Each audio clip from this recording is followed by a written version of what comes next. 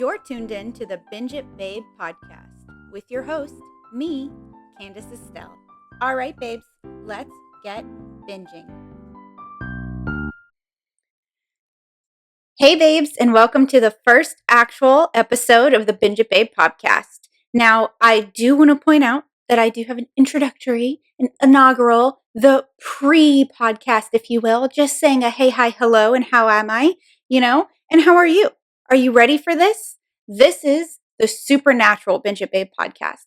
Except if you have seen the show or know anything about the show, you would know that there are 327 episodes of about 45 minutes apiece and 15 seasons. And if you're wondering, oh, wow, how are we going to get through that in about an hour and a half? We're not going to. I just want to let you know this is my third time trying to video this. And if you look in this top corner over here, you will see the autofocus box that I cannot get rid of. And I did not know existed the first 2 times that I filmed it. Actually, I knew it existed the first time because after the first time happened and I had all this crap on my screen and I thought, oh, okay, I'll fix that. And then I thought I did fix it. But what I had done was put it on live mode, thinking it'll know the camera's live. No. That just meant that the second time I tried, it just tracked my face the whole time. This is the fix that I have now. And if you're thinking, why didn't you Google it? Why couldn't you figure out how to get rid of this autofocus box? Why are you dumb? The answer is I did. I Googled it so much. The fix does not exist as far as I'm aware, including in something called Magic Lantern. And Canon wants me to buy a streaming kit. And I don't feel like it. I already bought the HDMI cord. I don't want to buy new stuff for this. I think it's kind of crummy for it to be blocked this way. Oh, and also I'm not dumb, and that was very rude of you. Okay, so let's jump in. Supernatural is 15 seasons. So instead of doing all 15 seasons incredibly rushed, I'm actually going to do just the first 5 seasons for the first episode, and then another 5, and then another 5, because that's how math works, and 5 times 3 is 15. So we're just going to talk about the first 5 seasons of the show today, which I actually think is pretty great because the first 5 seasons are the seasons written by the showrunner, creator, writer, Eric Kripke. And he actually ended his tenure on or after season 5. And season 5 was also meant to be the series finale. So there's a really good, close up, round up, if you will, right at the end of season 5. So I think that's a perfect way to balance it out. I also will point out that just like Dean, I love a good old-fashioned American cheeseburger. But I want to remind you guys that this is the 3rd time I'm filming this. And I couldn't eat any more burgers back to back to back. So I went with a different dish that I think is very Dean approved. And that is a steak with some thin, crispy potatoes to the side. Except this is a blue cheese steak because it's so delicious. Blue cheese on a steak is chef's kiss, delicious. So yeah, let's jump into the podcast. Okay, so I have my notes here because 15 seasons is quite a bit, and it actually took me about 6 to 8 weeks to watch all 15 seasons. Keep in mind, I didn't want to watch it if I wasn't paying attention or going to bed or anything like that, so I had to be focused, which meant that it took quite a long time. Also, around season 12, I needed a break. I've seen it before, but I was just like, oh God, please, I want to watch anything else. And I actually did. I had a great time. I watched 2 or 3 days worth of just Smosh videos, which was incredibly fun and enjoyable. So I don't know if you've ever seen a Smosh video, but you should check them out, especially the Reddit stories. They are hilarious and a really good time. I am getting on with it now because I have ADHD and the tangents are real. I also want to remind you guys that I will do my absolute best to not change this in any way. Be as authentic as I can, not really cutting things out. What I will say is I haven't figured out how to stop the camera from turning off after half an hour. And if you're thinking there's a setting for that, you just press disable. I have. it isn't working. I don't know why not. It is what it is. So every half an hour, I should have to get up and click it to turn it back on. I also will speed up and or cut out me eating because I just find that would be really awkward and embarrassing. And I'm also going to cut out this next bit because I just realized I don't have my water bottle and I'll need it. So 1 second. All right. Back to looking mostly normal. Okay, here we go. So through the first 5 seasons. Okay, season 1. Picture this. It's Lawrence, Kansas, 19, no, I don't remember.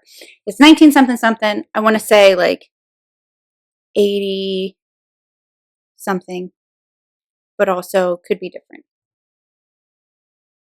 There's a fly on the lens, and I'm trying to see if it's going to show up in the film. Get out of here.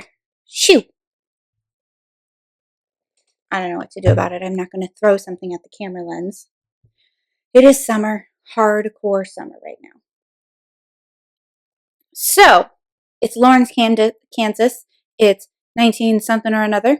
Which, by the way, living in Europe, the question I get asked the most about being an American, aside from political things, is why is it pronounced Arkansas and then the other state is pronounced Kansas? Shouldn't it be Arkansas or Kansas? And I'm always like, what? I don't know. Please don't ask me this again. I don't have an answer. There's that fly. Get out of here. Oh my God. I need to figure something else out. That didn't do anything. Okay. I am not dirty. I have flies because I live in Europe and they don't believe in like, oh my God. The things that are on windows. A window screen. I forgot that for a second. They don't have window screens, but also it's summer. So you kind of want the breeze. I'm zen about it. It's fine. They don't drive me absolutely bananas, and I don't have to sleep with a mosquito net in order to avoid being eaten to bits. Regardless, we're focused. We're in Lawrence, Kansas, in 19 something or another, pre me being alive, so I don't remember this at all, crazy enough.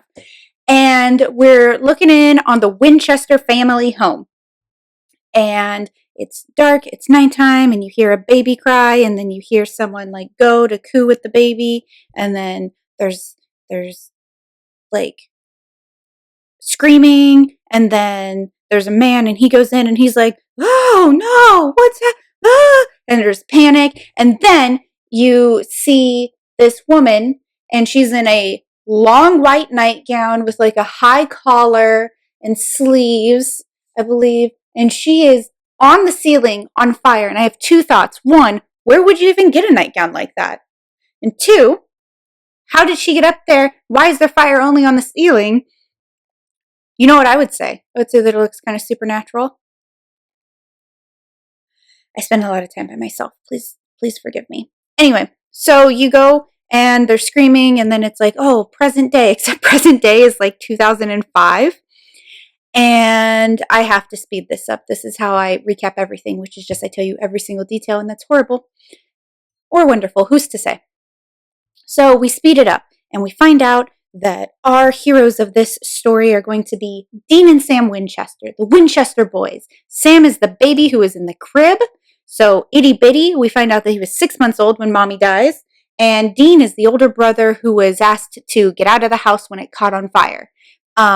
We also have John Winchester, the dad, and Mary Winchester, the mother, who is dead because she got roasted on the ceiling. So she's gone. And basically what happened is the dad is like, a demon did this. I think he sees him leaving or something weird like that.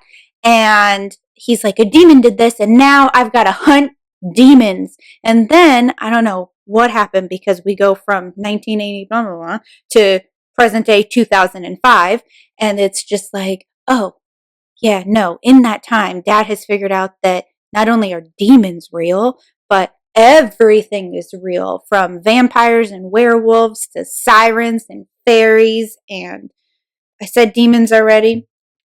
And this is something I have a hard time with in this show because at one point somebody says something about angels and Dean is like, right, like that exists. And it's like, bro, you have seen Jinn and Rougarous and Wendigos and vampires and werewolves and kitsunes and everything your whole life, and you're gonna draw a line in the sand? Say, oh, but not angels.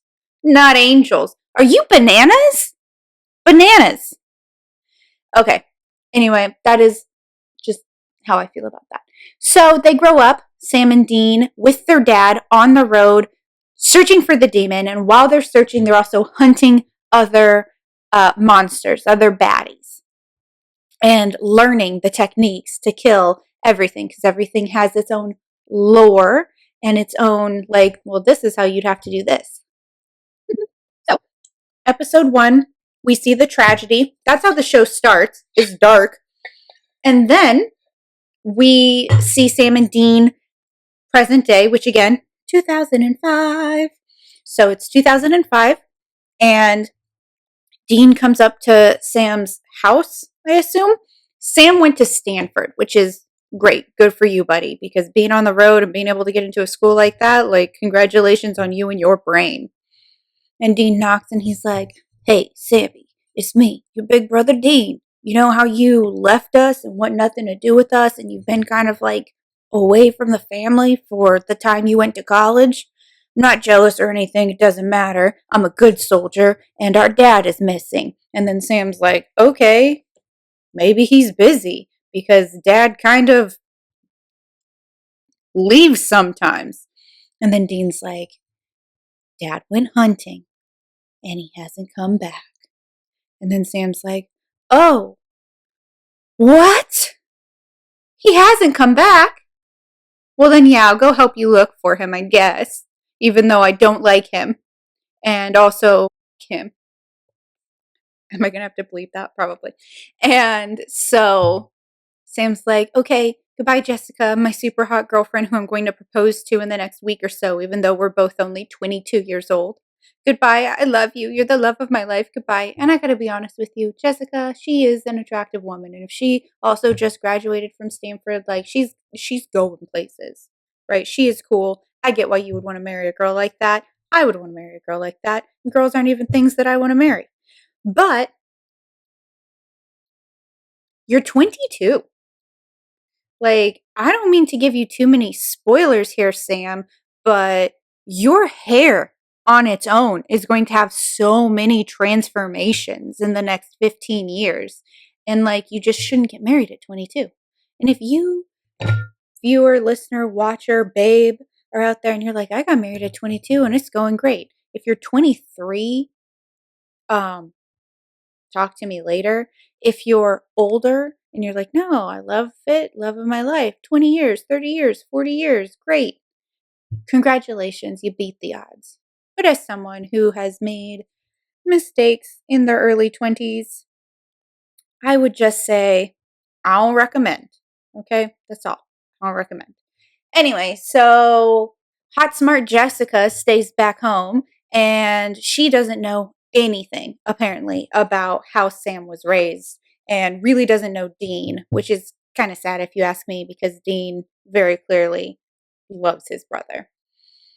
And he's like, okay, well, like, where was the last place you saw him? And then they're like, oh, he was on a hunt for ghosts or something. I don't even remember. They go everywhere in the country and sometimes they leave the country. So it's hard for me to remember. But the first episode there, they fight, tackle, destroy something called a white witch. And a white woman. A white witch is from the Chronicles of Narnia. That's a different thing. A white woman, not a Karen. A white woman is a woman who has been spurned in her life, and because of that goes bananas and then does something bananas and kills herself. And then her very upset bananas ghost comes back and haunts an area for doing the same thing of what made her go bananas. In this case, her husband cheated on her, and in a frenzy, she killed all of her children and then herself. She drowned him in the bathtub. So she comes out of the water and she will walk on the street and she's also hot. So then guys will stop and be like, "Excuse me, miss, do you need a ride?" And she's like, "Absolutely." But she only appears for guys who are taken. And then when they're like, "Anyway, what's up? I'm Jeff and I'm interested," she'll be like, "Are you?" And then she kills them because they're cheaters and we don't tolerate that shit. So they're hunting her, which honestly, she's doing the Lord's work at this point, if you ask me. But okay, I guess we should get rid of her because she is technically a belligerent spirit and she's done some messed up stuff.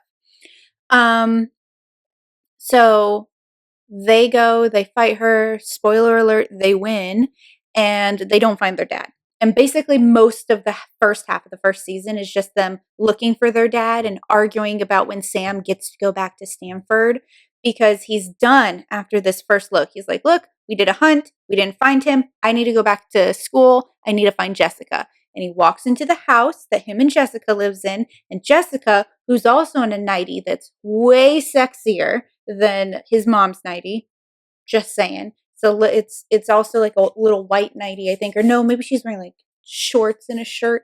I don't remember.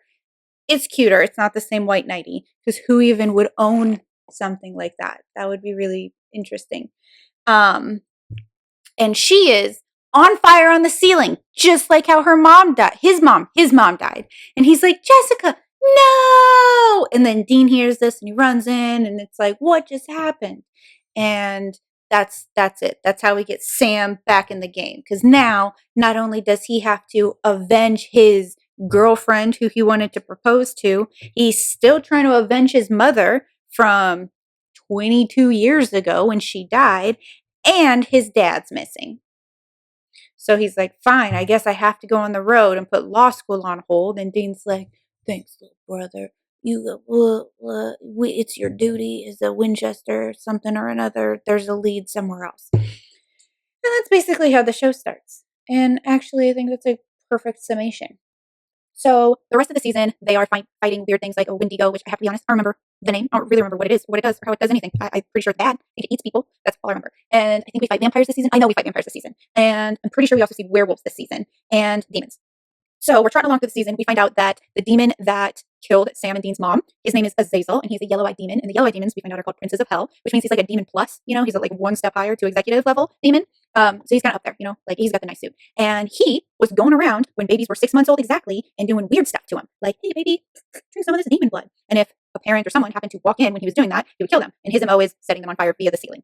I don't know why that's his MO, but it is. And so Sam and Dean are looking for their dad. They're fighting monsters. They're like, "Yeah, yeah," and they are finding these children along the route who have also had the demon thing happen. They didn't realize this demon thing happened. They find out from, I think Azazel tells them, where he's like, "Yeah, you're one of my demon babies, where my psychic children, because the demon blood gives all of these people who are no longer babies abilities, psychic abilities, telekinesis, reading your mind, making you do something you don't want to do, whatever." And so Sam and Dean are also meeting these people while Sam is all of a sudden getting special powers. And Dean is not jealous of the special powers, but also he for sure is, and he's very wary of them because they came via demon blood.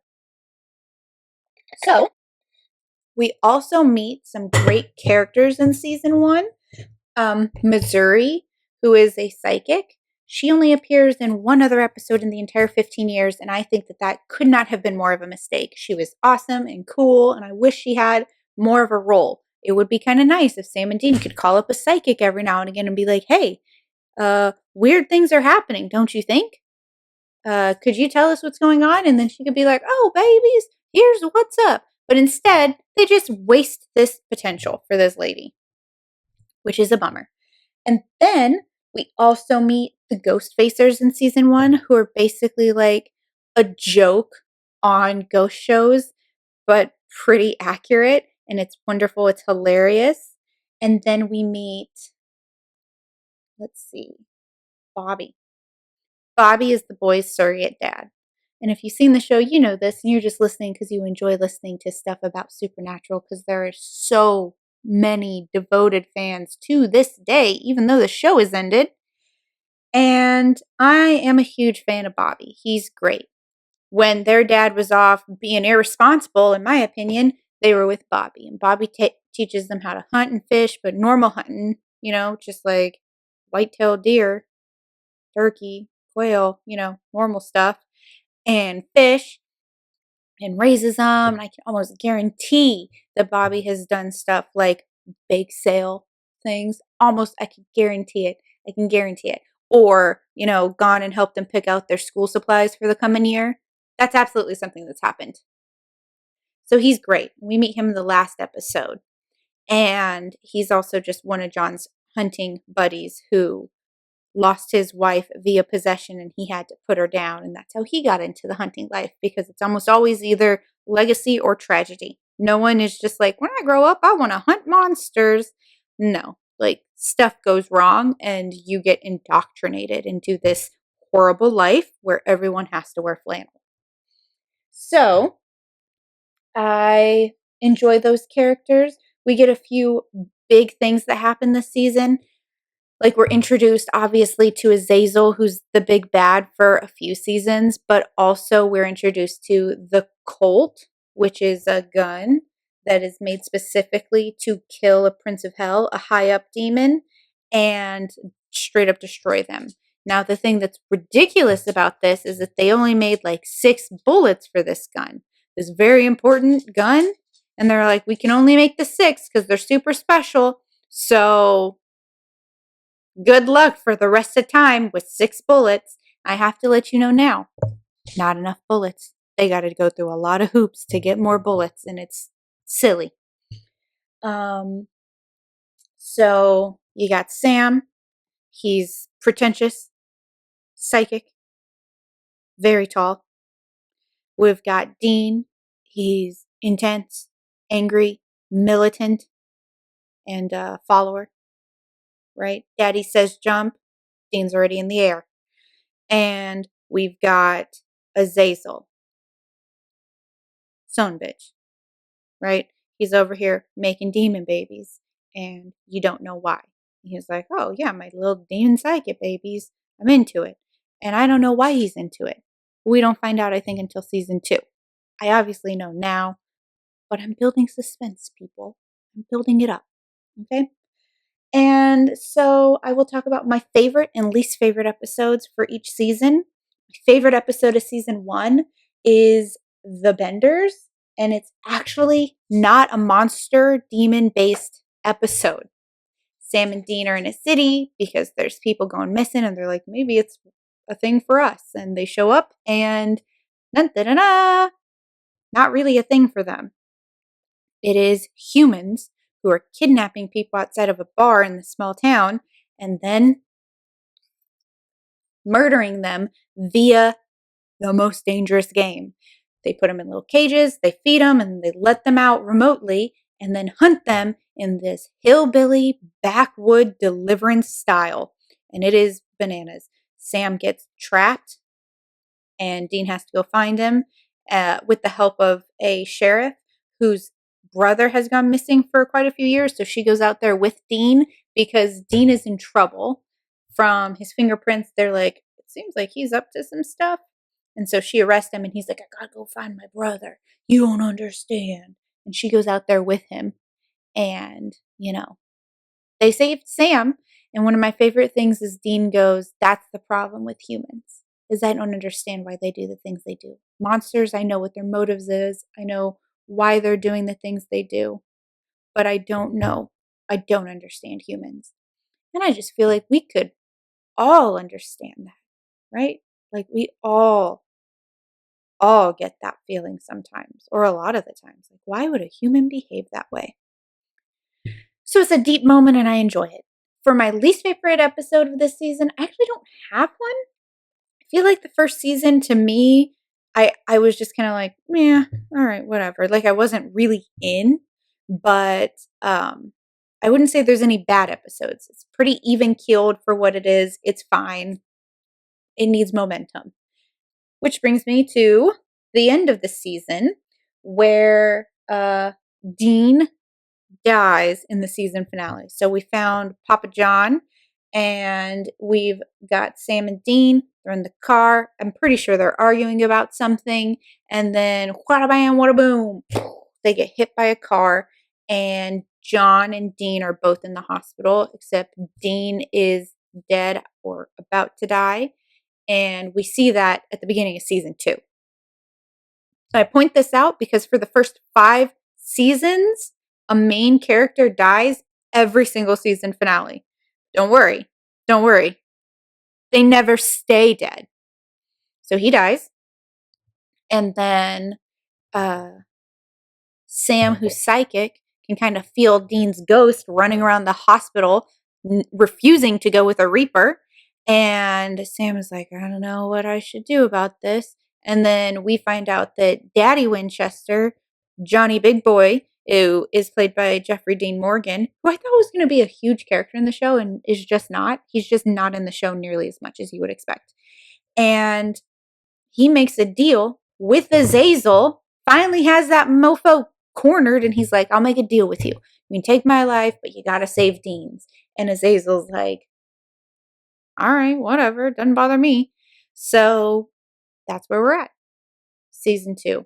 John dies, Dean lives, Sam was always gonna live at this point, and Azazel's like, and I'm coming for your boys, don't worry. I'm waiting. And if you're thinking, why wouldn't Azazel, all powerful demon weirdo, like kill them now? Don't know. I know why he's not killing Sam, because Sam is one of his little blood babies. But I don't know why he didn't just kill Dean and John at that point. Probably just because he likes playing with his food. So we're gonna keep moving. Season 2, episode 2. We meet Joe and Ellen, who are mother-daughter hunter legacies in a way. Ellen's husband was a hunter. He dies on a hunt before we ever meet him. And then we find out that he died on a hunt with John. So that's a little bit of like terrifying cannon fodder. And Joe has a crush on Dean, which is cute, but also inappropriate because Dean's definitely older than her. I don't know how much older, but enough that it's not cool. He never does anything with her, so that's great. But it's just kind of like one of those adorable schoolgirl crushes, but with someone who's basically an adult or probably 18 at this point. And Joe really wants to hunt, and Ellen's like, no, grow up, stay safe, cut it out. And Joe's like, well, I'm going to hunt eventually. And she does. She goes and she gets herself hurt because she disappears. Sam and Dean happen to be there. And she almost dies. And Ellen gets super upset, and it's totally valid. Ellen's really cool. And also knew John, and it is alluded to that John, who I'll just tell you right now, likes to spread his seed, probably slept with Ellen. So I just want to point out that John was on a hunt where Ellen's husband died. We find out that John maybe made kind of a bad call, and that's how he gets killed, and then sleeps with the man's wife. Just saying, it's not a cool guy move. So we are also introduced to Crossroads demons in season 2, episode 8, which, this particular Crossroad demon is real messy. Like, she'll do a deal. A Crossroads deal usually gives you whatever you want, and then you get to live for 10 years, but then your soul is collected, except they don't tell you how your soul's collected, and I can tell you, it's through invisible hellhound. It's a gory way to go. They disembowel you via their teethies. Not the type of murder puppies you want to be hanging around with, if you know what I mean. And so they go to this town and they realize there's a whole bunch of deals that happened about 10 years ago. So people are getting murdered left and right by this invisible dog that they can only hear because they're being hunted. So they're being hunted and chased by invisible puppies. And we find out that after the 10 years is up, that's how that works. We also learn about goofer dust, which they don't really explain what it is. It's just hoodoo that stops a dog from being able to cross the threshold. So this older guy is just like, yeah, I got no time left. Oh my gosh. Pardon me. He's like, I got no time left, but, I've been holding him off for a little bit. It's time for me to go. And then we find out how the deals are done, which basically the Crossroads demon, who is a super hot chick, comes into a bar or wherever the Crossroads demon wants to be, makes the deal. Then you got to make out with her, which sloppy, gross, lots of germies there. And there you go. And Dean is being incredibly rude to the people who are making these or who made the deals. And one guy, he's like, I did it for my wife. He's like, what? So your wife would be in love with you? Huh? That's ridiculous. You suck. And he's like, no, she was dying of cancer. And so I opted to save her and get to spend 10 more years with her, but she gets to stay healthy. And then Dean's like, don't you think she would have preferred for you to stay alive? Huh? To be with her? Huh? Don't you think she should have gotten to make that decision? And it's like, hey, putty boy, you're about to do crazy things for Sam most of the time, including your own little crossroads deal. So how about you stop with the guilt trip and just help people instead of being mean to people, okay? We learn about the Croatoan virus in this season too, in the very next episode, episode 9. And I just think that's important because it's brought up again a few times. And by the time it gets brought up in season 7, I couldn't remember what it was. So season 2, episode 9 is when it's introduced. And it's basically like a really killer virus that makes people, I think, cannibalistic, but definitely violent towards other people. So it basically is a virus where we take each other out. Okay. And then there's a couple of episodes of mention. So this is not an episode that I particularly love, but I just find the storyline really messed up. And that is episode 17 of season 2, Heart. And the boys are hunting werewolves. And they come across this woman who had been attacked, but she thought she was just being mugged. And then come to find out she'd gotten bitten and she was a werewolf and she's completely unaware of it. They're also kind of unaware of it for a while. And then Sam and her end up hooking up. And then he has to kill her because she asks him to. And I just think that's really messed up. He goes from seeing his girlfriend who he loves on fire on the ceiling, just like how his mom died. And then the very next girl that he's with, he has to kill her the next morning because she fell asleep and she wolfs out. And then when she's done wolfing out, she's like, hey, I can't live like this. I don't want to manage it. I don't want to risk hurting anyone ever if I get out of my handcuffs or something. Please just kill me. Kill me, Sam. Kill me. And she turns around and Dean's like, let me do it. And Sam's like, no, she asked me to. Which, bravo, I guess. But she cannot see you, dude. She turned around. So just let Dean do it and just, take a little of that trauma off your shoulders, bro. But he doesn't because he's a martyr, so he kills her.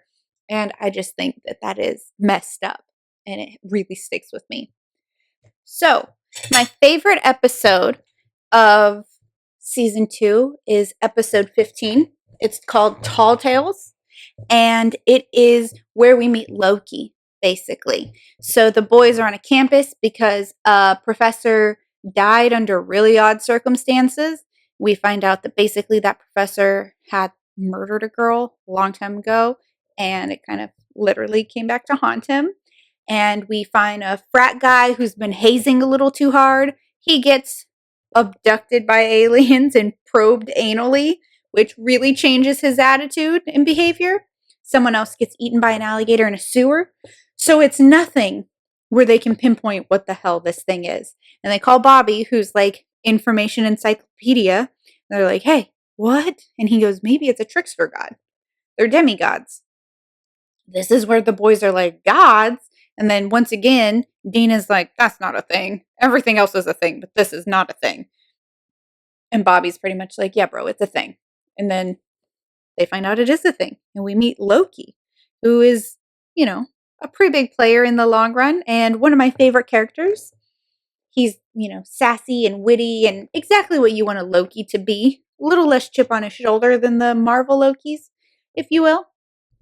Right. And my least favorite episode of the season is actually just because it's such an emotional gut punch. It's episode 20. It's what is and what should have never, or what should never be. Oh my goodness. What is and what should never be. There we go. I can speak. And in this one, Dean is taken by a djinn, which I think is like evil genie kind of situation. And so he's living in this dream world. And in his dream world, his dad is still dead. via heart attack, not, demon. And his mom is alive. And Sam is happy and has his girlfriend. And it's so sweet because it's just very sad. This grown man just loves his mom so much and misses her so much. And he cared so, so much about her that he's willing to just use his whole life to avenge her. And he died, or she died, when he was 4. So it's really sad and really, you know, it's heartbreaking to me because you go in his dream world and he's not rich or fancy or covered in hookers. No, his mom is alive and she wants to make him a sandwich. It's adorable and sad. Now, in this season finale, or in this season, what is going on as the overarching theme is the boys are obviously still trying to kill Azazel. The boys are still trying to kill Azazel with a Colt. Sam is getting way more psychic, but when he's psychic, it also makes his nose bleed. And this is also when Sam gets abducted. And when he's abducted, he wakes up and he's with all the other kids who are still alive that are the blood babies, the demon psychic kids. And Azazel shows up and he's pretty much like, all the babies enter, one baby leaves. They are adults at this point, but they were babies when he did the thing he did to them. And he forces them to fight with each other. So they don't want to fight each other, but somehow they're still all being picked off. And it's because one of them is like, yeah, you know what, fine, I'll do what needs to be done. I'll use my powers, it makes me feel good, I'm gonna do stuff. And Sam and a few of the others have to fight her and stop it. And then there's only Sam and one other guy left at one point. And that other guy's like, look, I was in the military, I have served, I know what's about to go down. It's me or you, and I've got a kid, so it's going to have to be me. Which I always think is really crummy, that they're just like, hey, I decided to procreate, so my life is worth more. But technically, you've done the whole life cycle there at that point, bud, right? Like, if you want to think about it, you've already lived, made a progeny, and next step, die. That's how that works. Sammy hasn't made a baby. Sammy hasn't had the chance. So if you want to think about it this way, of course, the rational way to think about it is, children should grow up with both their parents, and they need their parents, or, blah, blah, blah, blah. But I know almost no one anymore who grows up with both of their parents, even in the same house. A lot of single parents out there. Those kids all end up fine. So that's just devil's advocate on people deciding that their life is worth more because they ejaculated well. Different topic for a different day, though. Anyway, the guy attacks Sam, and Sam's like, I don't want to attack you, so I'm not going to. And the guy gets the jump on him and severs his spinal cord. So Sam is out. He's dead. He's gone. And Dean finds his body, and Dean's like, no! So then Dean, Captain Hypocrite, goes to a crossroads game and is like, save Sam's life. You have to. And then he does. And he trades his life for Sam's life. And instead of getting 10 years, they give him 1 year. And he's like, yeah, sure, no problem, I'll take it. Kind of like even worse of a deal than that doctor guy made for his wife who was dying of cancer. Like, it's definitely a worse deal than that. It's not that much time that's passed between these two things. It's the same season even. And I just think that, oh, okay, Dean's going to grow up and realize that sometimes, especially for the people you love, you make these crazy sacrifices or you make bad decisions, and he's going to stop being so judgmental. That doesn't happen. Dean is incredibly judgmental basically the whole show. Every single time someone's like, this is why I would do this thing. He's like, who cares? What a bad reason. And at one point, Sam's like, dude, do you know what we have done? We messed up so much. Why are you talking like this? And Dean is just like, yeah, because I did it because I love you and we're brothers. And it's like, hey, Dean, other people in the world have the ability to love and to love deeply. Your love is not more valid because it's your love. And I just think that it's just write in some character growth, guys. Come on. Because it makes him a little bit insufferable in that respect. Because he's always like, well, no, I did it because I love you and I can't live without you. And it's like, yeah, a lot of people feel that way about the people they love, about the things they love, right? So I really would have appreciated some character growth there, and it really doesn't happen. But we're moving on because I could get into this and it could become a real discussion. But I'm not talking to anyone, so that would be very odd and probably have a lot of bias in it. So moving on. So Sam's dead. That is in part 1 of the finale. So there's your season 2 main character death, or finale death. And then Dean makes the deal. He doesn't tell Sam that he was dead. They go and they start doing their fight. They win. They're able to kill. Are they? Yeah. They're able to kill Azazel, but not before Azazel opens the gates of hell, because we find out basically that Azazel's trying to make these children strong enough to open the gates of hell, or something like that. It's spilling blood. Azazel opens the gates of hell. Please bear with me, guys. I just want to remind you that this took me 2 months to watch, and a lot of the storyline goes over a couple of seasons, so I just wanted to make sure I was not saying nonsense. Yes, season 2 is when the gates of hell open, and when they do, a whole bunch of demons start flying out and shooting around places, and that is because Azazel is trying to get Lilith out of hell, and it is so Lilith can basically start wreaking havoc. And when he opens the gates of hell, we do see John for a moment. John is who grabs Azazel and pulls him into hell. And then the boys close the doors. And that's also how they realize that their dad is definitely in hell, which is definitely a bummer moment. So season 3, episode 1, we're meeting lots more demons. Case in point, we meet Ruby. And Ruby is someone who was a witch in her life, and witches get a bad rap on this show. So she was a witch in her life, and then, cursed, damnation, all of that good good Christian nonsense. And now she's back on Earth, but she remembers what it's like to be a human, guys. She remembers, okay? So she's going to do what she can to help the boys to keep Lilith from doing whatever Lilith is there to do. Which we do find out what Lilith is there to do is make a huge mess and get Lucifer out of a cage that he's locked in hell. So in the first 5 seasons, season 3 is actually my favorite. I think it's the strongest season in terms of like things really coming together. There being an equal balance of, horror and comedy and, storyline. I really enjoy it. Season 3, episode 3, Bad Day at Black Rock. I don't know if you guys remember this episode. This is when we meet Bella, who I just cannot stand. She's that British con woman who collects supernatural objects for exorbitant fees.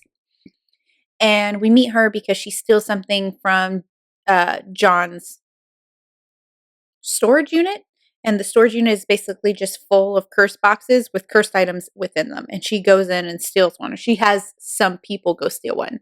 And then they open it and they're like, what the hell? Why did we go through all this trouble to steal this thing? Because they do not know about supernatural things. And what they stole was a cursed rabbit's foot. And while you're holding it, luckiest person in the world. When you drop it, the opposite. And I found it just so funny because at one point, one guy drops it and another guy picks it up, and then, the luck changes and Sam and Dean show up. And then they all accidentally kill each other when I believe it's Dean grabs the rabbit's foot. And it's just so silly because they accidentally kill each other by like tripping and hitting each other and like, oh, he tripped and landed on his gun and shot someone else. And it's slapsticky. It's very much so like Tucker and Dale versus Evil, where they're like, these college kids just came onto my property to start killing themselves. It's great. Also something you should watch. Anyway, I enjoy it. We meet Bella. She steals the rabbit foot. She sucks. She never has a good character arc in my opinion. Like, she's not a demon. So you don't have just the, well, I'm a demon, so I suck kind of angle. She's a human. And she never has a human quality about her. It's all about me. Her backstory is lacking. She, I don't know. She never hits the mark for me. She's incredibly beautiful.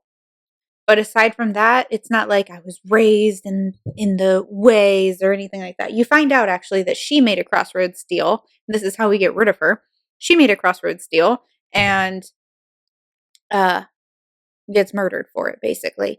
And she steals the colt from the boys to get out of her crossroads deal, gives the gun to Lilith's right-hand man, and then still dies. And her crossroads deal was just that she could have her inheritance early, like to have all the wealth. So she has her parents killed. What? What a backwards way to live your life, babe. Like, come on. Anyway, I'm not a fan. I'm glad that she doesn't stick around for very long.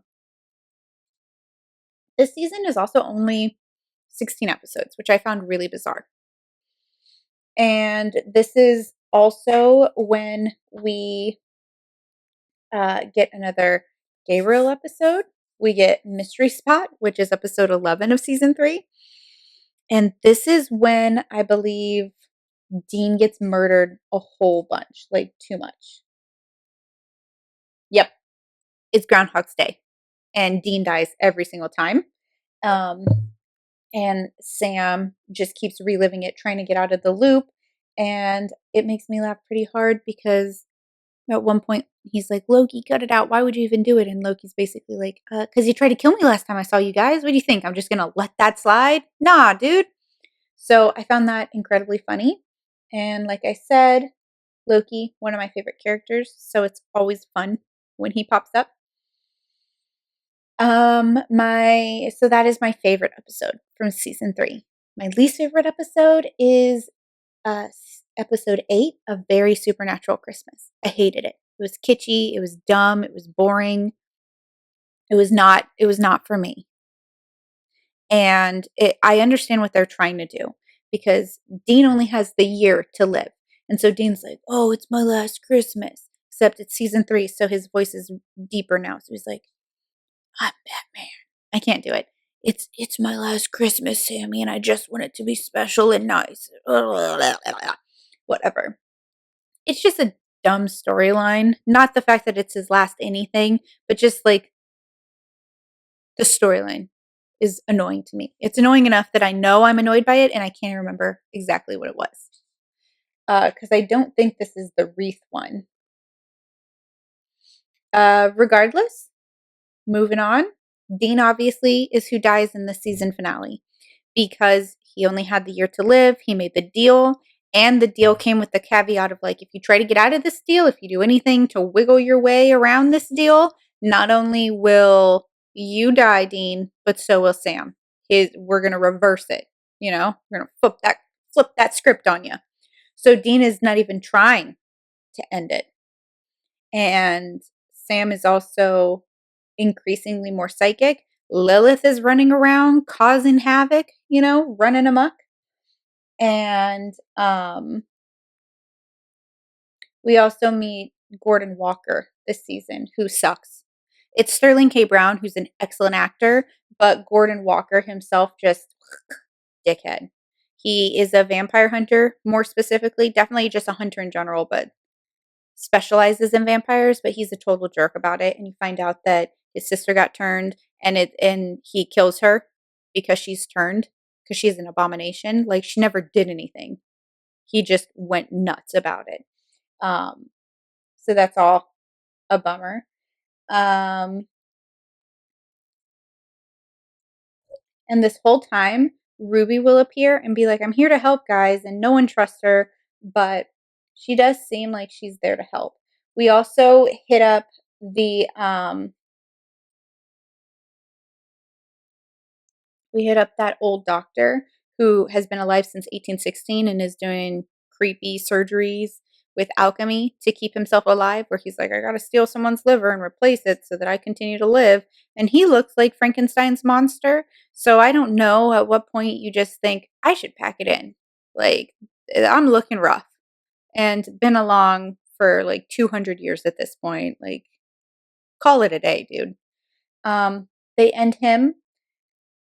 I just enjoy this season, which means I put less notes, which maybe was a mistake because I was like, oh, there's nothing I really feel critical about. I mean, we see the ghost facers again.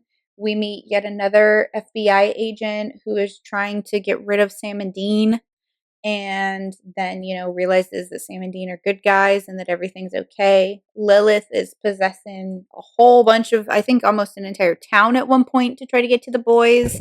And it's very stressful. At one point, the boys are in jail because of the FBI agent. I think it's Agent Hendrickson. And then the demons get in and they start fighting. He's like, oh, you weren't lying. And they're like, no, not lying. And Ruby's like, you need to sacrifice a virgin to get rid of all of this. There is a virgin. Her name is Nancy. In the firehouse. If you watch Lucifer, you will be pleasantly surprised by the actress. But that's all I'll say. And then they get out. They don't end up sacrificing anyone. They do what needs to be done. And Lilith just walks in and obliterates it. I believe it's Lilith who walks in and obliterates it. So the whole season, they're trying to find her to get rid of her. And they are just not doing well with it. And then Dean dies. And so now we're left with Sam, who kind of really needs Dean to be his anchor, especially when he's dealing with the whole psychic problem. But let's pop over to season 4 because something very important happens in season 4. So I'm going to take a break and I'm going to eat a little bit and then we'll get right back to it. Okay? My food is getting cold. Whoops. My salt line.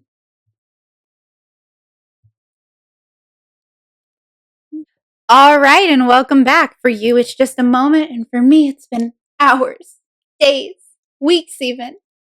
It's actually only been a few minutes. Obviously, I'm just a goober.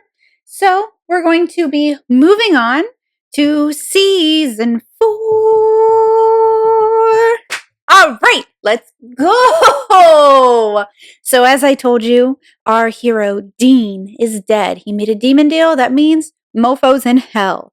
And then he's just back. He finds Sam. Sam is like, whoa, what are you doing here, dude? Sam's also up to no good. He is sleeping with a demon and drinking her blood to make himself stronger so that he can fight Lilith, I believe. And he is just, he's a little off his rocker without Deanie Dino. And then we see our Deanie boy. He's alive, he's well, he's all right. He has no idea what he's doing back or how he got back to Earth. And he's claiming he doesn't even remember hell. But is that true? It's not true. He does absolutely remember hell. He just doesn't want to talk about it. It's very, very PTSD. So, Sam and Dean both go to Bobby and they're like, Bobby, we need to figure it out. And then Bobby like throws holy water at Dean because he thinks he's a demon. And then he realizes he's not a demon. And they're like, hey, you know what? I got a psychic friend. Bobby says, I got a psychic friend. We'll just call her up. She'll come over. She'll do a little seance. And we'll figure out how you got out of hell. And then they do the little seance. And Pamela, who's awesome, is just like, whatever you want, show your face, show your face. And then she's like, it's saying it cannot show its face, that it needs us to go away. What's your name? Castiel. And then she's like, show your face to me, Castiel. And he's like, nah, dude. And she's like, I demand you show your face. And I guess in seance world, basically you gotta listen because then all of a sudden Pamela's eyes are like, and lights go out of her mouth and her eyes. And then when it pops up, it is the first, but not the last time we get to see this wonderful graphic of just burnt out eye sockets. It's horrifying. So we're living that burnt out eye socket life. And she's like, I can't see, I'm blind, I can't see. And then they're like, well, whoever this Castiel is, he's a dick. And it's like, also he told you no and you guys insisted. So that's how we meet Cass. It's really interesting. And then we find out later down the road that Cass is who took Dean out of hell via some entity informed Cass that is what needed to be done, and it scared a whole bunch of demons because an angel in hell is interesting, and he gripped him tight and took him from perdition, which is a hilarious line we get to hear multiple times throughout the show, so I no longer even find it heartfelt. I just find it funny. But basically, Cass extradites Dean from hell, and then season 4, episode 3, in the beginning, that is the first time, and I do say first time like that for a reason, that someone goes back in time. I believe Cass sends Dean back in time to 1973, where Dean's like, where? And then he gets to see his mom, and he's like, oh crap, my mom's hot. Weird note, but it always just like cracks me up when I hear him say that. He's like, oh, I gotta tell Sam, or good job, Dad. I don't know. The point is he thinks his mom is hot, and I find that really interesting. And he goes back in time. He finds out that his grandparents are who him and Sam are named after, Deanna and Samuel. And he gets them both killed from Azazel also being there at that time. And then this is, I believe, where we find out why everything happened the way it happened, which is that Azazel was hunting Mary and basically wanted to put her in a very vulnerable position so that she would agree to this. And it's very much so like a Crossroads deal where Azazel kills John, who is not a hunter and has no idea about hunting at this point. He is just someone who used to be a Marine. And Mary grew up hunting. So her dad and her mom were both aware of it. And that's how they got killed so quickly via demon, was that they went to go fight it. And Mary grew up in the life, which is why she never wanted to hunt. She doesn't tell John about it. She never brings it up. And that's the first time that we find out that hunting was actually a family tradition and not on John's side, on Mary's. And so Azazel kills John, and he's like, I'll bring him back to life.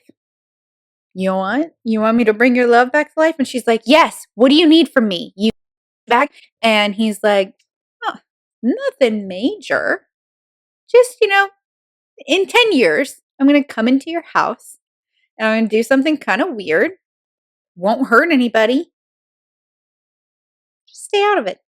Let me do the weird thing. And she's like, what? Okay, fine, whatever. I'm not giving you my life or anything. And he's like, don't need it now. Just let it happen. And 10 years from then is obviously when Azazel goes into Sam's room and drips some blood in his mouth like the creepiest little cocktail you've ever heard of.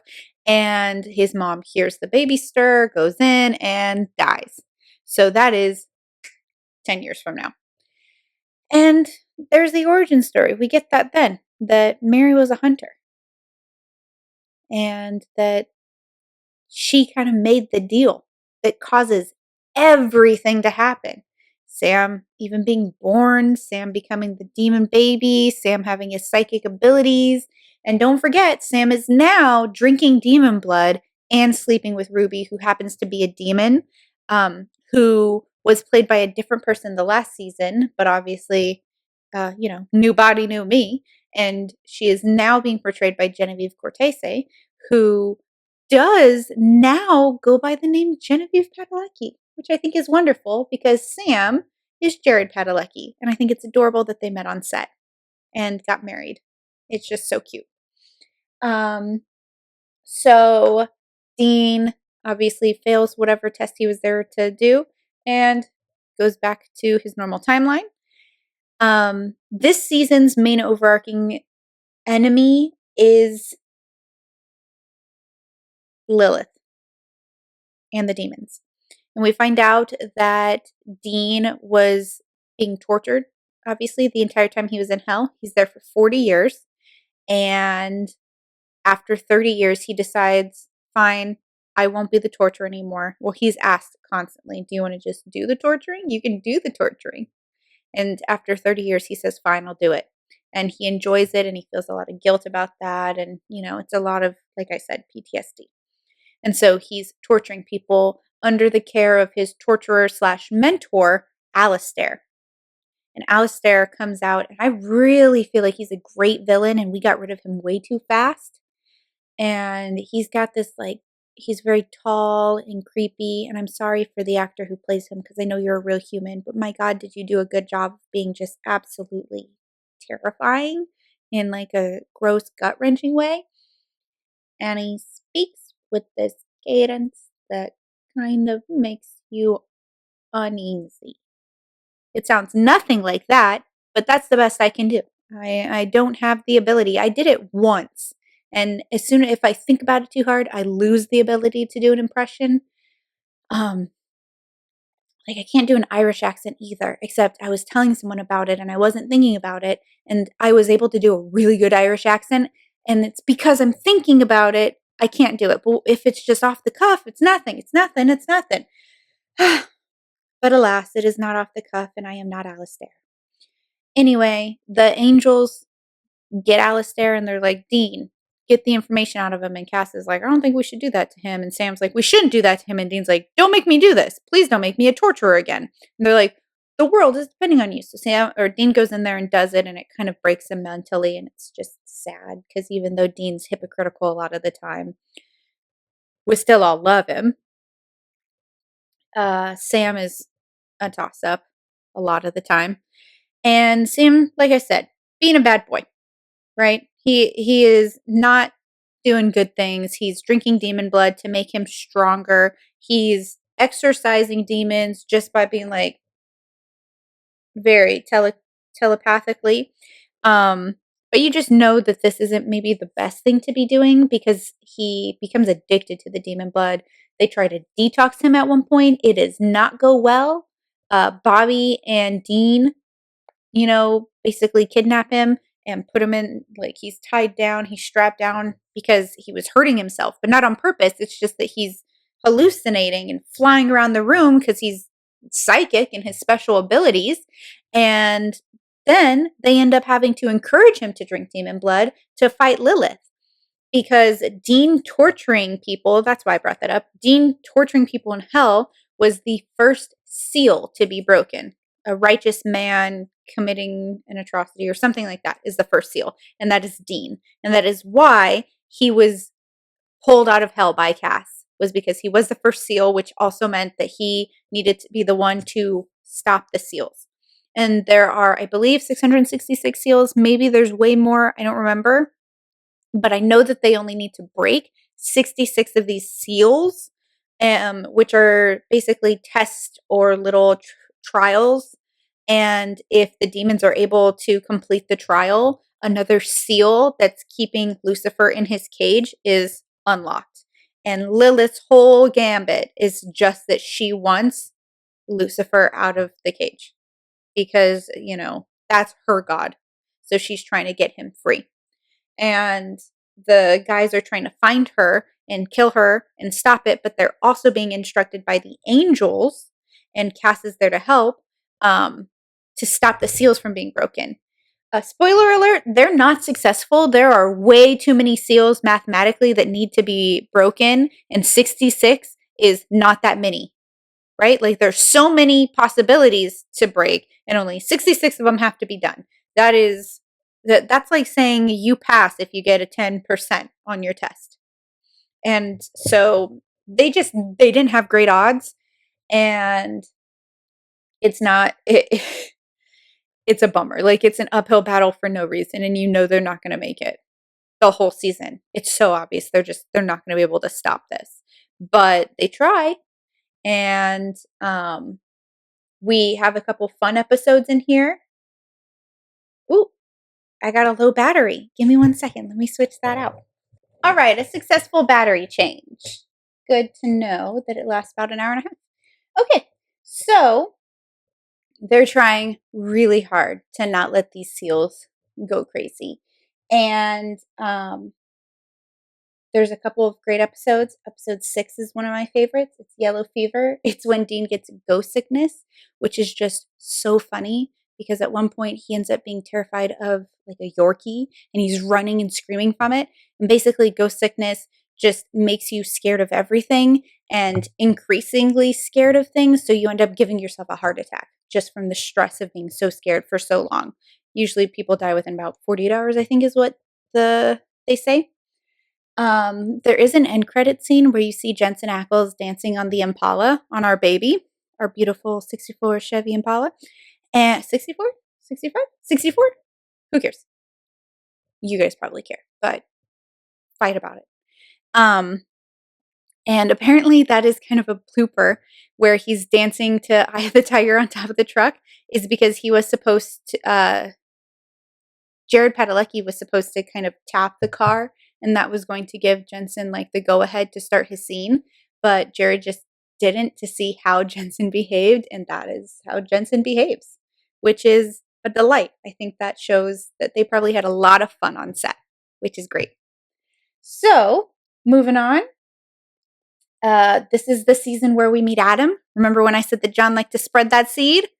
I was not making that up. He does like to spread that seed. And one of the places he spreads his seed is, or not one of the places, but one of the people he spreads his seed to is Adam's mom. And we find out Dean and Sam have a little brother. And that is important later, but it doesn't come up as much right now. So then oh my goodness, total blank. Then we meet Chuck, and Chuck is one of my favorite characters in the beginning. It's season 4, episode 18 where we meet Chuck, and Chuck is basically a writer who's writing about Sam and Dean's lives in books that he calls, wait for it, supernatural. And he's writing about their lives, and then the boys find out about it, and they're reading the books, and they're exactly how their lives go, like down to this is what they had for lunch that day, like steak and potatoes, steak and egg, bacon cheeseburger, kale salad if you're Sam. And so they track this guy down and they're like, how do you know all this stuff? And they come to the conclusion via Cass, who's flying around being adorable and helping out, that Chuck is a prophet of the Lord and therefore is given the word of God and can kind of communicate. So that's how he knows what's happening with Sam and Dean. All right, sure. I'll just leave it there. I really enjoyed Chuck as a character this season and the next season. He's great, really fun, a little neurotic, definitely like how you picture a writer would be. And I think that's really lovely. And he's got good comedic timing. Like when the world is ending, and he's on the phone when the boys show up and he's like, what are you guys doing here? You're not supposed to be here.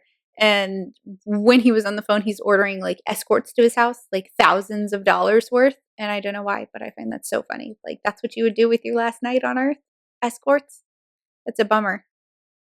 And let's see. So my least favorite episode of this season is episode 5, Monster Movie. It's the one that's black and white from that shapeshifter, I believe. I hate it.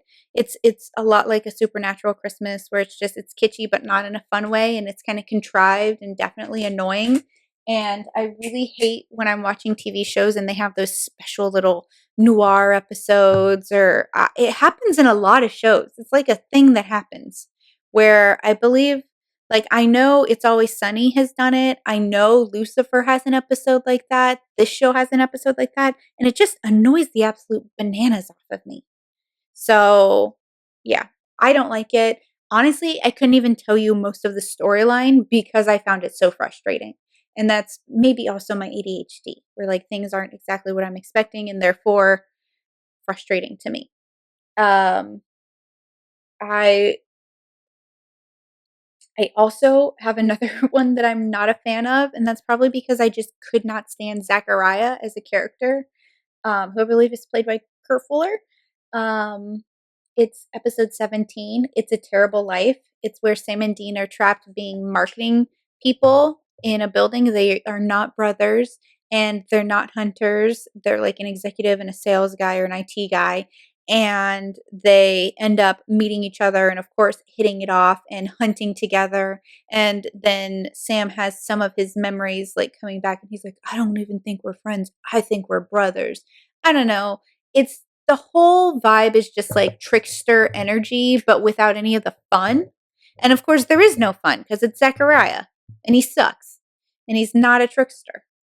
Um, what I would say is my favorite episode of this season is actually the finale, which is Lucifer Rising. So, no shock here, but the boys do not manage, to stop the only 66 seals from being broken. 65 of them are broken, and Sam goes to kill Lilith. He's all demon juiced up. Ruby's right by his side. Dean is supposed to be with Chuck to figure out what's about to happen, and Cass is with Dean. And then Cass is with Chuck, which means that Raphael is going to come get Cass because he's an archangel who is there to keep the prophets safe. And basically, Cass gets obliterated by angel light because he is not an archangel, he is a seraph. So, like a step below. Cass is like middle management, and archangels are kind of like executives. And I don't know why all of my like similes, metaphors are corporate jargon. Probably because when I think of classist systems, it's just corporate capitalist BS is all I can think of.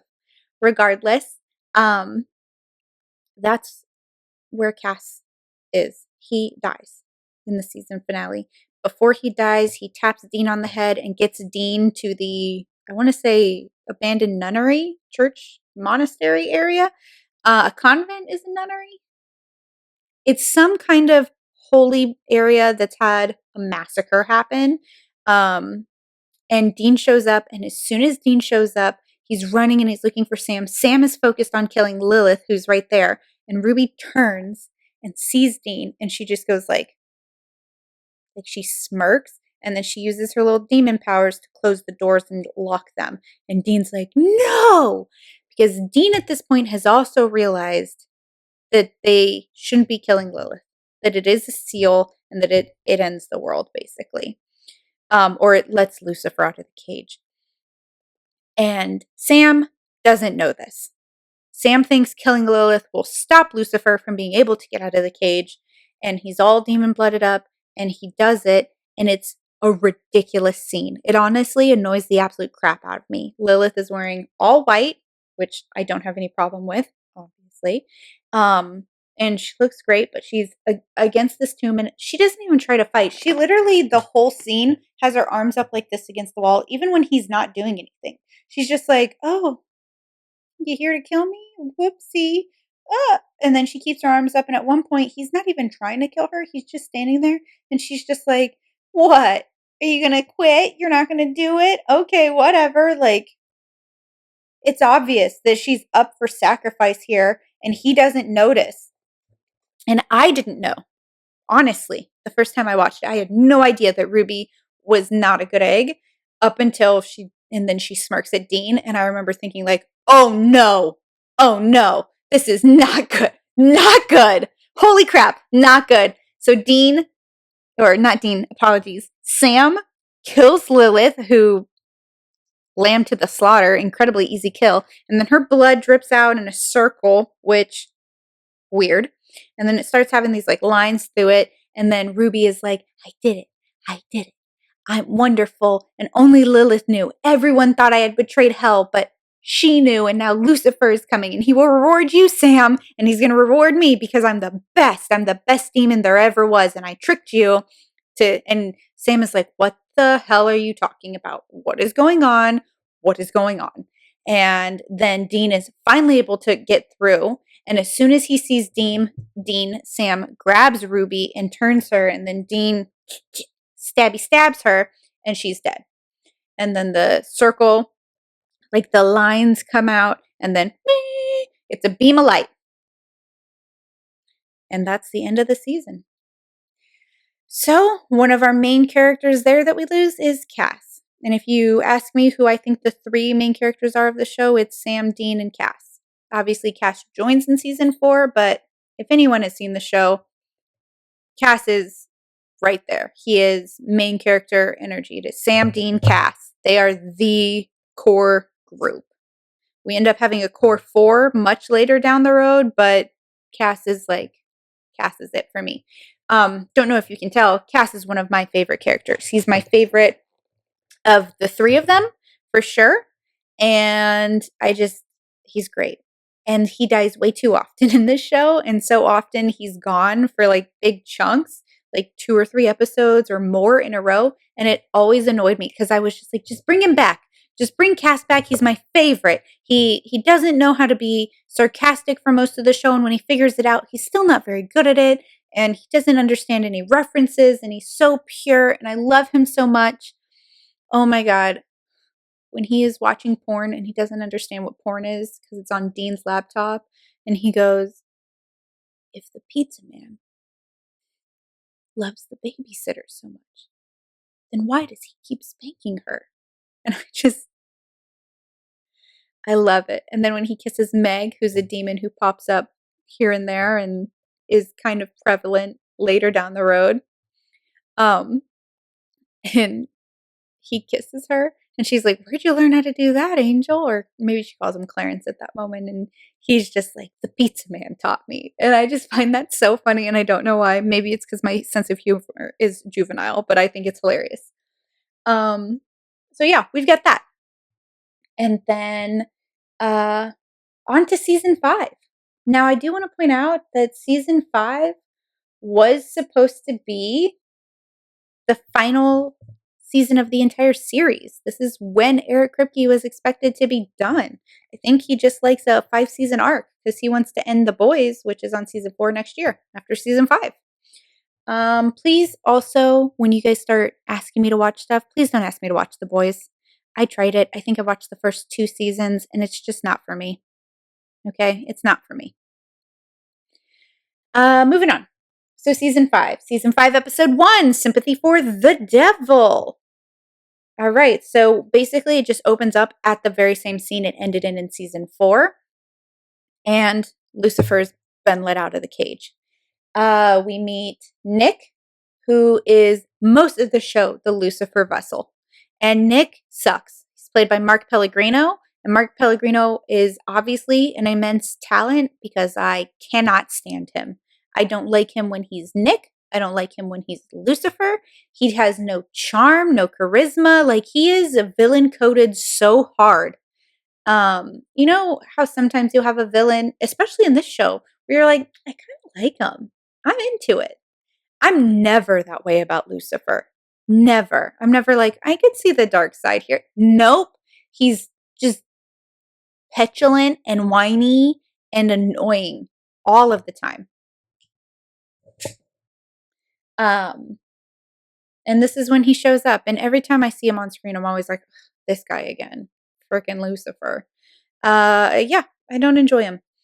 5 is a special shout out episode. I find it really funny. It is Fallen Idols.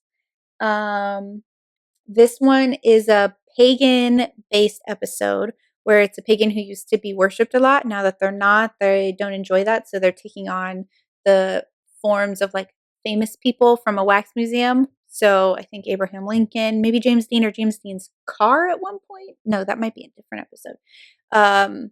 But it ends with them having to kill Paris Hilton or the Paris Hilton doppelganger. And I just think that that's hilarious. I really enjoy Paris Hilton. I love when I get to see her in different things. You know, I think she's an incredibly smart woman who obviously was born into immense power and wealth. And I think she, for the most part, does what she can, you know, to do reaching out and politics and stuff like that. And I think she's super cool and she's super smart. And I think a lot of people don't realize that because she's also one of the OG reality TV people. So, always something to keep in mind that just because someone's on reality TV doesn't mean that it's really reality.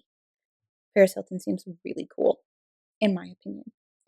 All right, moving on. The next episode I have a problem with. It's I Believe the Children Are Our Future. It's episode 6, and it's got a massive plot hole to me, which is when we meet that Antichrist type child, Jesse, who has a lot of powers and is incredibly, yeah, powerful, I guess is the best way to say it. And he can make whatever he believes is real come to life. He's half demon, half human. And the boys are going to take him somewhere special. The angels want him dead. The demons want him as a weapon. And the boys are like, hey, we'll just take you and we'll keep you safe. And then the kid dips out on them. It's incredibly powerful. Can literally bend reality to his will. Disappears at the end of that episode. And I was like, oh, we'll see him later. Nope. Never do we see him again. He's maybe mentioned in a joke once 10 years later. But he is never brought up, never mentioned, never used as a tool. And I got to be honest with you, a lot of crap happens where we could have probably used a super powerful kid who could be the Antichrist, but is working on being a good person. Like, he would have been helpful. So I really feel like they dropped the ball on that. Moving on. Season 5, episode 8, Changing Channels. It's trickster time, baby! I enjoy this episode, and I also believe this is the episode where we find out that Loki is actually Gabriel. So Loki's actually an archangel. And I don't know. Every single time he's on the screen or it's a him-centric episode, you can feel it in the writing, in the way the acting is done, the storyline. It's so fun. And so I enjoy that. I believe this is the one where they're in the TV and they have to keep acting their parts and, you know, they keep getting hurt on the set and all of the silly stuff that's going on because it's silly and it's fun and it's a nice reprieve from some of the more difficult storylines that we deal with in this show. Episode 13. You're never going to believe this, but Sam and Dean go back in time. Who would have thought? So this is twice now they've gone back in time. Um, they go back a lot more than that, but twice so far. And um, I'll just move on from there because, what else is there to say? They go back in time. Episode 15 of season 5 is when we meet Jody Mills, Sheriff Jody Mills, and she has an absolutely tragic backstory. Her son dies. I don't remember how he dies. I think it's illness. And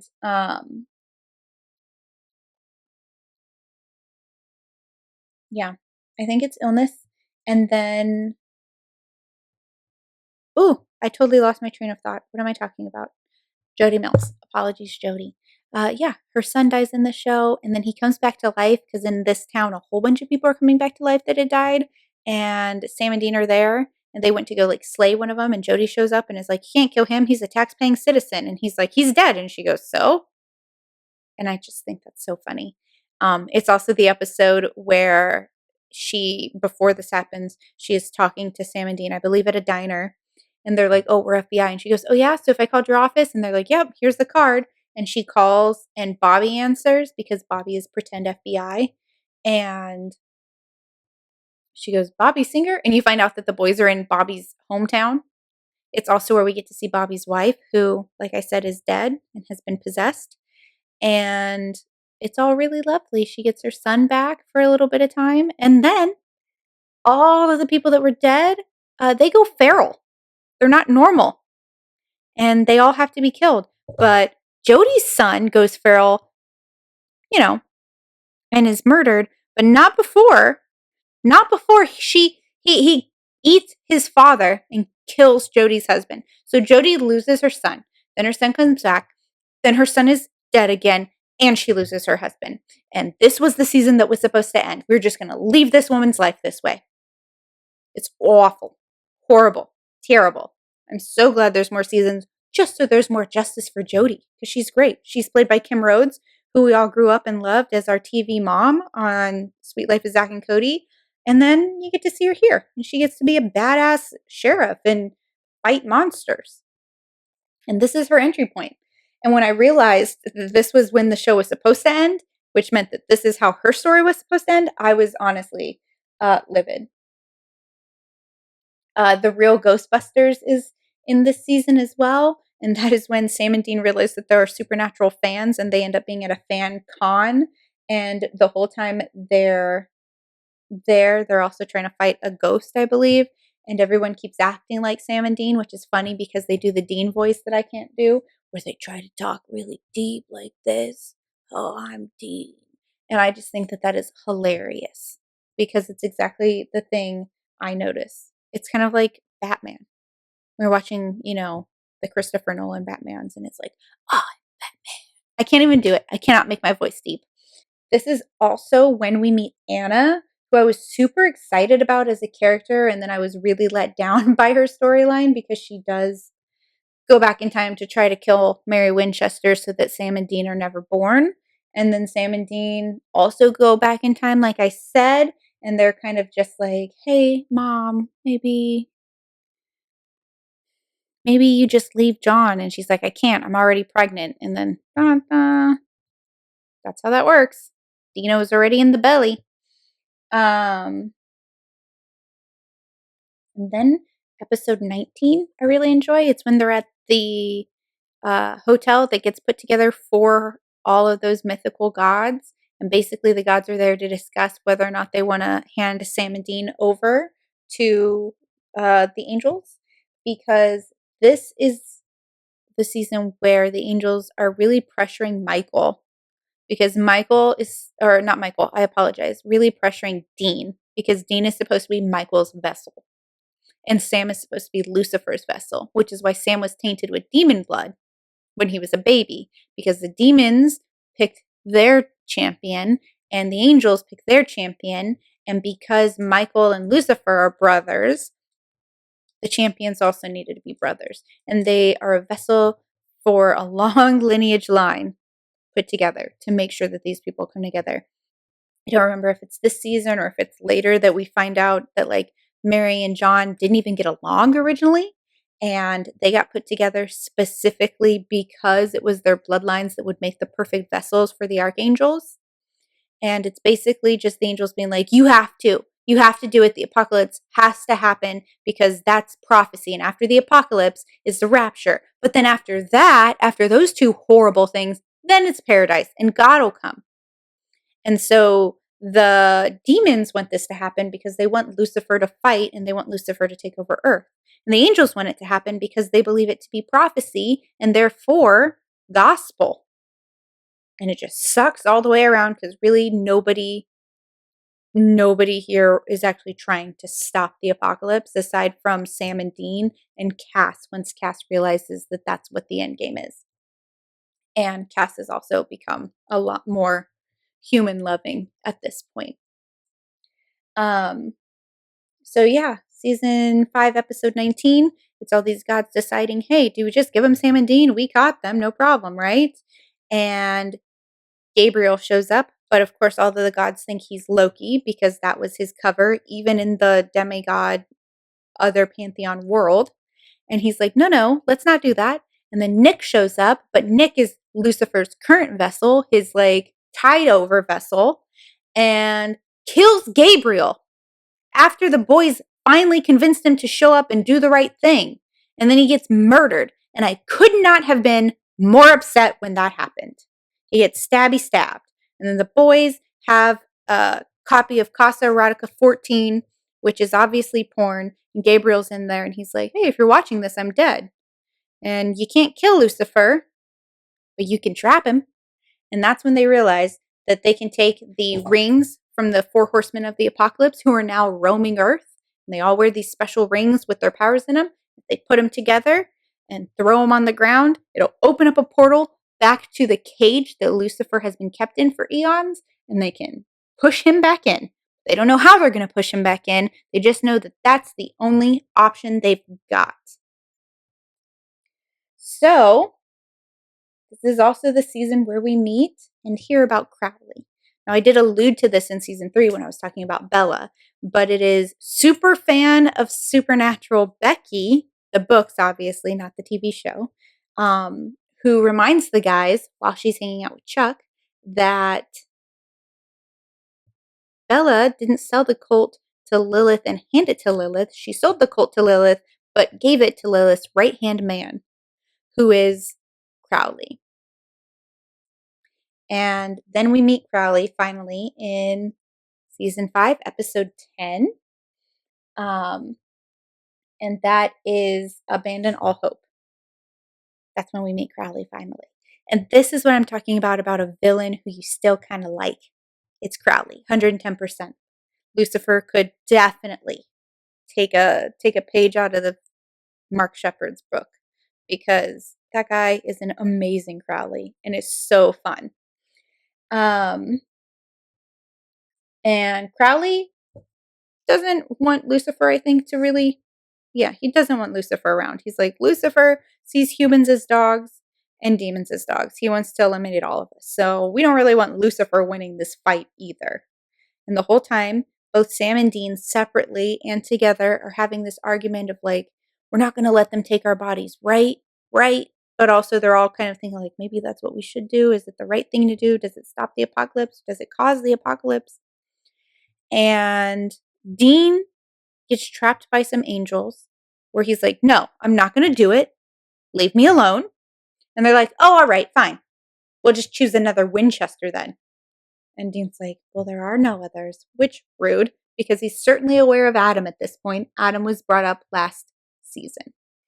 And that is what the angels do.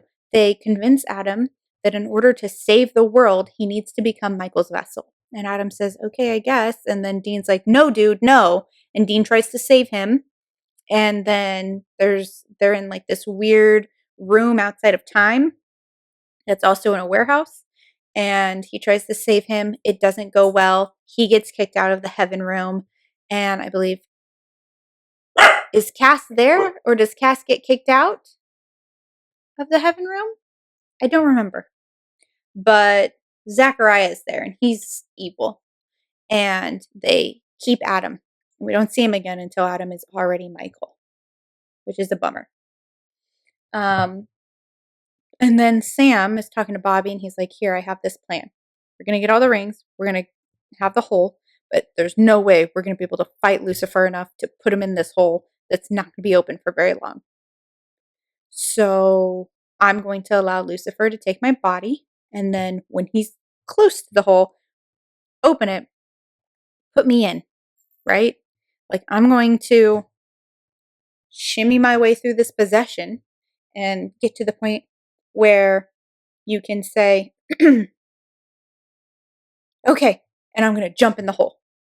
And then Bobby's like, "Okay, and if you can't take over your possession from, Lucifer, who's an archangel and crazy, um, intense." And then Sam is like, "I think I can do it. I think I'm strong enough. I'm just trying to basically make up for all of last season where I was practically a demon and had to detox again and all of that horrible stuff and lost my brother." And Bobby's like, "You need to tell him if this is your plan. I think it's a bad one, but if this is your plan." And then Sam finally does let Dean know, or Dean finds out, and they're arguing, and he's like, "There has to be another way." And Sam's like, "There is no other way," because that's very Sam. He's always thinking there's no other way. And then Dean is really upset about it, obviously. We wrap around to the series finale, or would have been series finale, the season finale, Swan Song, which is the highest rated episode of the entire show. It is a 9.7 out of 10. And it is great. And it ends with obviously the ultimate battle of Lucifer being in Sam's body and Michael being in Adam's body. Bobby is there, Cass is there, um, Dean is there. Can't believe I forgot Dean's name for a second. And at one point, Lucifer in Sam's body is just beating the crap out of Dean. Like Dean is almost dead. And Cass is murdered at this point. I believe Bobby's been murdered at this point. It is just Sam in Lucifer's body. Michael, I think, is either unconscious or has fallen in the hole already. And Dean is just taking a beating the whole time. He's like, "It's okay, Sammy. I love you, Sammy. It's okay, Sam. I love you. It's okay." And that allows Sam to take over his own body again. And he turns and he's like, basically, "I love you." And he jumps in the hole. And it closes up. So Adam's gone. Or no, he doesn't jump in the hole. He tries to jump in the hole. I remember what's going on now. Adam has not fallen in the hole. Adam was just not there in that moment. And then he's like, "I love you." Sam takes back over. He starts going towards the hole. Adam is there and he's like, "We have to fight." "No, you don't have to fight."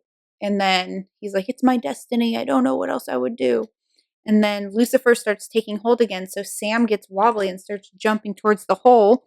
And then Lucifer takes back over, but he can't stop himself from falling because that's how gravity works. But he reaches out and he grabs Adam slash Michael. And Michael and Adam, Sam, and Lucifer are all in the hole. And then it closes up. Okay. So it's the final battle, right? Bobby is there. Cass is there. Lucifer in Sam's body is there. Adam in Michael's body, or Michael in Adam's body is there. And Dean is there. And it's go time. It's lights out. Sam falls in the hole. Like I said, he takes Michael with him. And the hole closes up. And then all of a sudden, Cass appears. And Cass was smote, smote by Lucifer.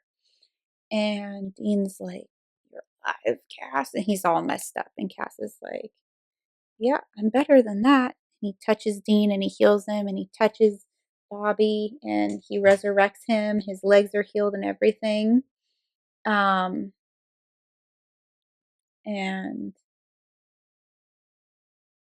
Cass is basically like, "You got everything you wanted."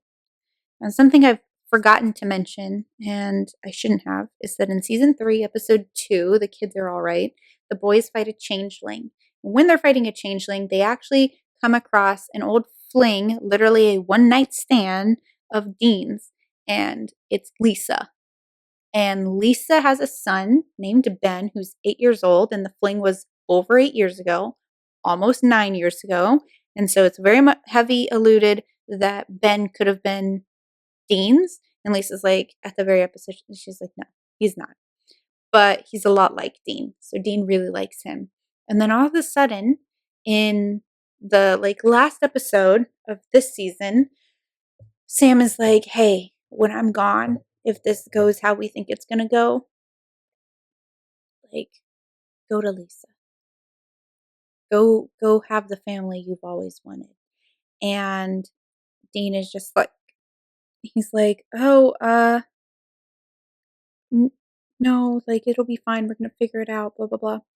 And then right before everything happens, I think it's the episode before, Dean does drive and sees Lisa and Ben, and he's just like, I just want you to know that if I got to pick who I'd be with, and if I had the chance to actually do any of that, I'd pick you. Like, I'd be with you. And she's like, come in, have a drink. Let's do it. And he goes, I can't. I have to go. And she's like, is it bad? And he's basically like, yeah, it's bad. And she just is like, okay. Well, if you make it, come back home to us. And he's like, okay, bye. And she's like, please come in and have a drink. You can't drop all of this on me and then tell me you love me basically and wanted to be with me and then just go. And he's like, no, I have to. And it's just absolutely ridiculous in my opinion, because this is a one night stand you had with someone 9 years ago. 9 years ago, you slept with someone once, and I've never had a one night stand, but I have known people who have, and I know that there's not that level of emotional attachment. And in total, you have seen this woman maybe 48 hours ever in your whole life, and you think you're about to die and the world's going to end, and you go and tell this woman who you don't really know that you wish you could get to be with her. And then her response is absolutely, totally, we should be together. Not weird at all. Man who just appeared after 9 years twice. It's just not practical. And I know in a lot of TV shows and movies, especially when it comes to romantic storylines, you kind of have to suspend your disbelief. And I'm really bad at it because it annoys the crap out of me that all of a sudden this one night stand is so, so, so important that that's where he needs to get to go. It build it up more. It's your show. In season 3, you could have made it seem like they had dated for a while and then Dean had to leave on a hunt or something. But one night, come on. And I think the reason they did that is they wanted this pretty little wrap up at the end where because Dean survives and Dean does go back to Lisa and Ben and just lives with them then. I think they wanted that he gets the girl and he gets to be happy and Sam is gone but Dean gets the family he's always deserved. But they did a poor job because it's unbelievable that a one night stand after almost a decade that's how that would roll. I don't even know if they've ever actually been out on a date. Come on, that's not realistic. I think they just chose the people that they liked the most in terms of the woman, Lisa, and Ben, because she had a kid from 2 seasons before. Because I think they should have maybe written someone in for that, where they were like, oh, yeah, we dated off and on for a year or something, a month even. But one night, come on. And that is how it ends. Like I said, Sam as Lucifer, Adam as Michael, both in the hole. Bobby resurrected. Cass resurrected by God, he believes. And Dean goes off to be with Lisa and Ben. And that was how the show was supposed to end. And that's how this episode will end. But I will tell you, the show doesn't end that way. And we'll discuss it on our next episode, where we tackle seasons 6 through 10. I hope that you enjoyed this episode of the Binge It Babe podcast. It is brought to you by me and my lack of skills in doing this. I do hope I get better. This is the 3rd time I have recorded this, and each time I have forgotten little things and then remembered after and had to bring it up after the fact. And I could make it totally glossy and normal, but I don't want to because, like I said, I do crave that authenticity. You will see cuts, obviously, like when I had to change the battery out of the camera, or when I'm eating, or when there's a long pause for something. But aside from that, I'm not cutting anything out. I might bleep some stuff to make sure that it's not explicit. But aside from that, this is who I am. This is what the podcast will be. It'll be a summation of the show. It'll be my opinions. It'll be my favorites and least favorites.